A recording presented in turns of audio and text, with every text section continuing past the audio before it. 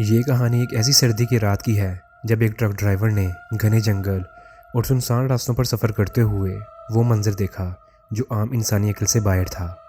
रात के अंधेरे में खामोश जंगल और एक ऐसी चीज़ जो बार बार ट्रक में बैठने की ज़िद कर रही थी। लेकिन इस मंजर को समझने से पहले ज़रूरी है ये कहानी वहाँ से शुरू की जाए जब सब कुछ नॉर्मल था और ये सफ़र सिर्फ एक डिलीवरी जैसा समझा जा रहा था। स्टोरी शुरू करने से पहले मेरी आप सभी लोगों से गुजारिश है, अगर आपको मेरी वीडियोस अच्छी लगती हैं वीडियो को लाजमी लाइक कर दिया करें और चैनल को भी सब्सक्राइब कर लें। बेल आइकन पर भी क्लिक कर दें, इससे आपको मेरी नेक्स्ट आने वाली वीडियोस के नोटिफिकेशन मिलते रहेंगे। दोस्तों, ये वाक़या 1952 का है। नवंबर की एक सख्त ठंड भरी रात थी जब जबलपुर में रहने वाले एक शख्स राजीव ने अपने 22 चक्कों वाले ट्रक पर धान की बोरियां लोड कर बिलासपुर की चावल मिल वाली फैक्ट्री पर रवाना हुआ। उस वक्त ना तो पक्की सड़कें हुआ करती थी और ना ही रात के वक्त पुलिस पेट्रोल जैसा कोई निज़ाम था। बिलासपुर तक पहुंचने के लिए ड्राइवर्स को घने जंगल से गुजरना पड़ता था। ऐसा जंगल जहां दिन में भी खामोशी अजीब लगती थी और रात को तो अंधेरा और सुनाटा और भी भारी महसूस होता था। राजीव ने अभी अभी ट्रक ट्रांसपोर्टेशन का काम शुरू किया था और ये बिलासपुर वाला रोड उनके लिए बिल्कुल नया था। उस ज़माने में जो ड्राइवर सामान टाइम पर पहुंचा देता उसे एक्स्ट्रा पेमेंट मिलती थी। राजीव पहली बार शाम के वक्त इस रोड पर निकला तो उन्होंने देखा कि सड़क पर ट्रक्स की भीड़ लगी हुई है। लंबी लाइन, धीमी रफ्तार, सामान टाइम पर पहुंचाना मुश्किल हो जाता था। इसी सोच के साथ राजीव ने फैसला किया रात के वक्त निकलना होगा। राजीव ने सोचा कि रात में जंगल का रास्ता खाली होता है और इस वजह से काफ़ी वक्त भी बच जाएगा। अगले कुछ दिन राजीव और उसके हेल्पर ने यही रूटीन बना ली। रात को सामान लोड कर निकलना, बिना रुकावट बिलासपुर पहुंच जाना और वो लोग वापस भी जल्दी ही लौट आते थे। सब कुछ बिल्कुल ठीक चल रहा था, पैसे भी आ रहे थे, लेकिन उन्होंने कभी ये नहीं सोचा था कि बाकी के ट्रक ड्राइवर्स रात को इस रास्ते पर क्यों नहीं जाते। कुछ ड्राइवर्स ने उन्हें रोका भी, समझाया कि रात के वक्त उस जंगल वाले रूट पर मत जाया करो, रास्ता ठीक नहीं है। लेकिन राजीव और उसके हेल्पर ने उनकी ये बातों को जेलसी समझा। उन्हें लगा कि बाकी के ड्राइवर्स उनकी तरक्की से खुश नहीं। फिर एक रात ऐसी आई जिसने सब कुछ बदल दिया। उस रात तकरीबन 12:30 बजे के करीब जब राजीव और उसका हेल्पर धान की बोरियां लोड करके बिलासपुर की तरफ निकल रहे थे, जंगल के बीच में एक छोटा सा गांव भी पड़ता था जिसका नाम पिपर कोठी था। उस रात ठंड का असर और ज़्यादा बढ़ता जा रहा था। हवा तेज़ और ठंडी थी। राजीव स्टीयरिंग पर फोकस था और उसका हेल्पर पास पैसेंजर वाली सीट पर खामोश बैठा हुआ था। अचानक से ट्रक के पीछे वाले टायर से आवाज़ आई। ट्रक धीरे होने लगा। नीचे उतरकर जब दोनों ने देखा तो टायर पंचर था। ये वही जगह थी जहाँ पिछली रात भी उनकी 3 बोरियां गिर गई थी। उस जगह के पास ही एक कुआं भी था।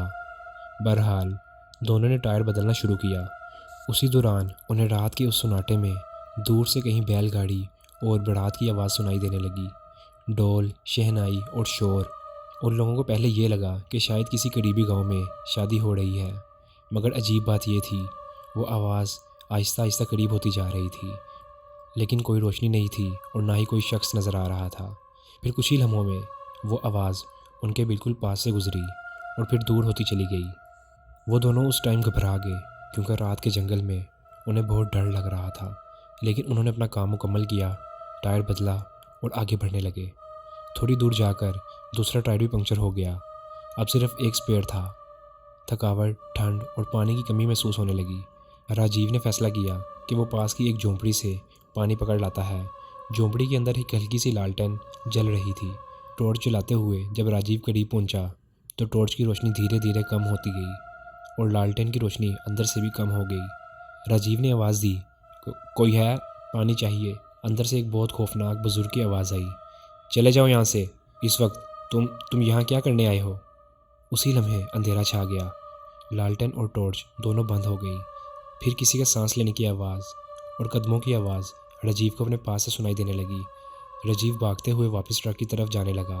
तो जब राजीव अपने ट्रक के पास पहुंचा तो उसने देखा कि उसका हेल्पर रोड की दूसरी तरफ जंगल की तरफ मुंह करके रो रहा है।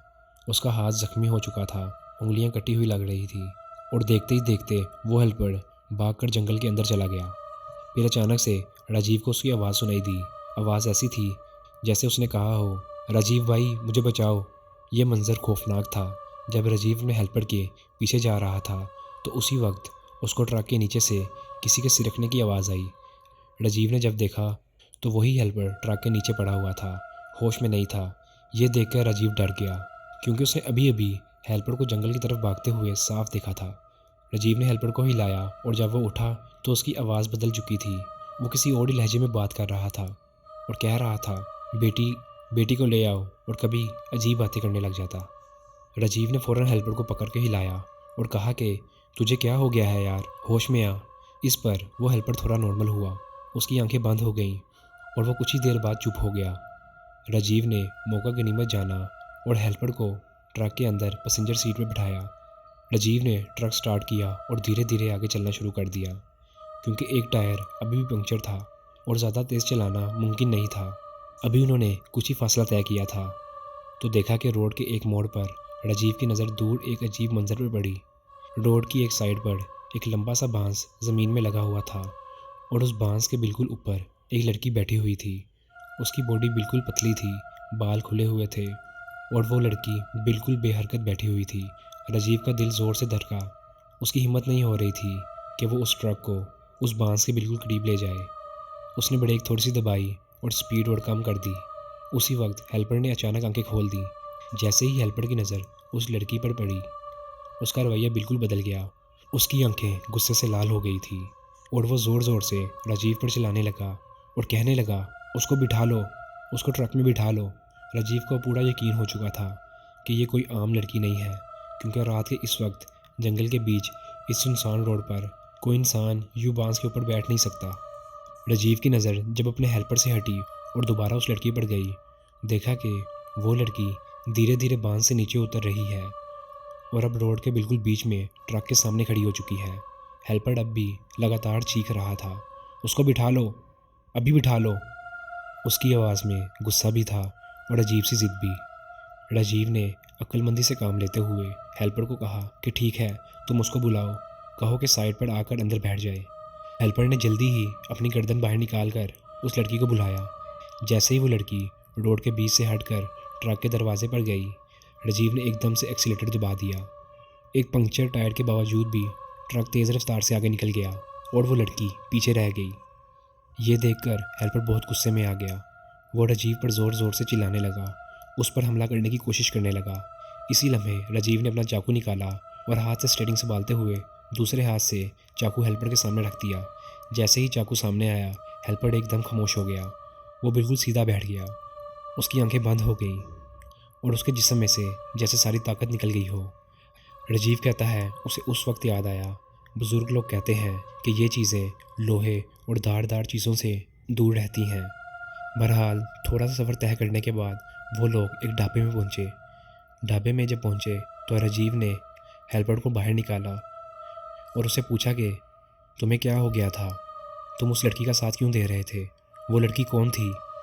और उसे बताया कि जब हम लोग सफ़र पे थे, तुम पर किसी चीज़ ने कब्ज़ा कर लिया था और तुम अजीब अजीब सी बातें कर रहे थे। और ये भी बताया कि जब मैं उस झोंपड़ी से वापस आ रहा था तो मैंने तुम्हें देखा कि तुम जंगल की तरफ मुँह करके रो रहे थे और जैसे ही मैं तुम्हारे पास आने लगा तो तुम जंगल के अंदर घुस गए और थोड़ी देर बाद ही जब मैं जंगल की तरफ तुम्हारा पीछा करने लगा तो मुझे ट्रक के नीचे से तुम्हारे सिरकने की आवाज़ आई। राजीव ने हेल्पर को सारी बात बताई। उस हेल्पर को कुछ भी याद नहीं था।